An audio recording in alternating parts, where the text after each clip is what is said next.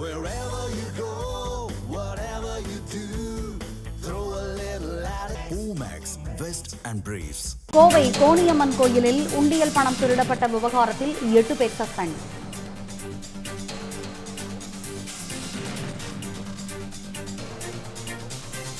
காணிக்கையை எண்ணும்போது உண்டியலை திருடிச் சென்ற வழக்கில் அமைச்சர் ரமேஷ் அதிரடி உத்தரவை பிறப்பித்திருக்கிறார்.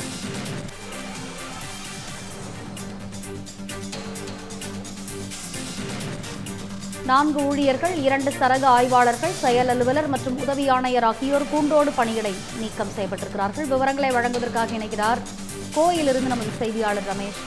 வணக்கம், நீங்க விவரங்களை வழங்கலாம். இந்த கோயில் உண்டியல் திருட்டுல தற்பொழுது 8 பேர் சஸ்பெண்ட் செய்யப்பட்டிருக்கிறார்கள். நடந்தது என்ன? விவரங்களை கொஞ்சம் விரிவா வழங்குங்க. வணக்கம் ரம்யா.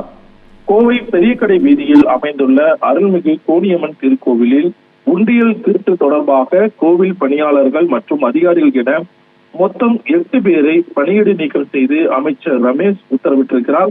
கடந்த ஜூலை 15ஆம் தேதி நடைபெற்ற உண்டியல் காணிக்கை எண்ணிக்கையின் போது ஒரு உண்டியலை திட்டமிட்டு திருடியதாக குற்றச்சாட்டு எழுந்தது.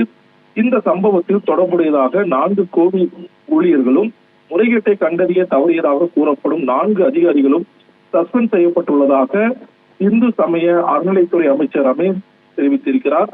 திருட்டில் ஈடுபட்டதாக குற்றம் சாட்டப்பட்டவர்கள் வீட்டு விற்பனையாளராக கோவிலில் பணியாற்றக்கூடிய பாலசுப்ரமணியன், அலுவலக உதவியாளர் சரவணன், திருவழகு பிரதீப்குமார் மற்றும் பூசாரி கிருஷ்ணராஜ் ஆகியோர் இந்த திருட்டு வழக்கில் சம்பந்தப்பட்டவர்களால் கைது செய்யப்பட்டிருக்கிறார்கள்.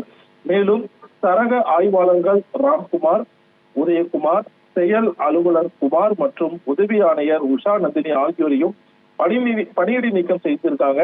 இதில் முக்கியமாக இந்த உண்டியல் திருட்டை கண்டறியாமல் அலட்சியமாக செயல்பட்டதாக இந்த 4 மீதும் நடவடிக்கை பாய்ந்திருக்கிறது. இந்த சம்பவம் தொடர்பாக சம்பந்தப்பட்ட அனைவர் மீதும் காவல்துறையில் வழக்கு பதிவு செய்யப்பட்டு தீவிர விசாரணை மேற்கொள்ளப்படும் எனவும் அமைச்சர் தரப்பில் தெரிவிக்கப்பட்டிருக்கிறது. ரம்யா, விவரங்களை வழங்கியமைக்கு நன்றி சுரேஷ்குமார். தமிழ் ஜனம் சேனலை சப்ஸ்கிரைப் பண்ணாம பார்த்துட்டு இருந்தீங்கன்னா மறக்காம சப்ஸ்கிரைப் பண்ணிடுங்க.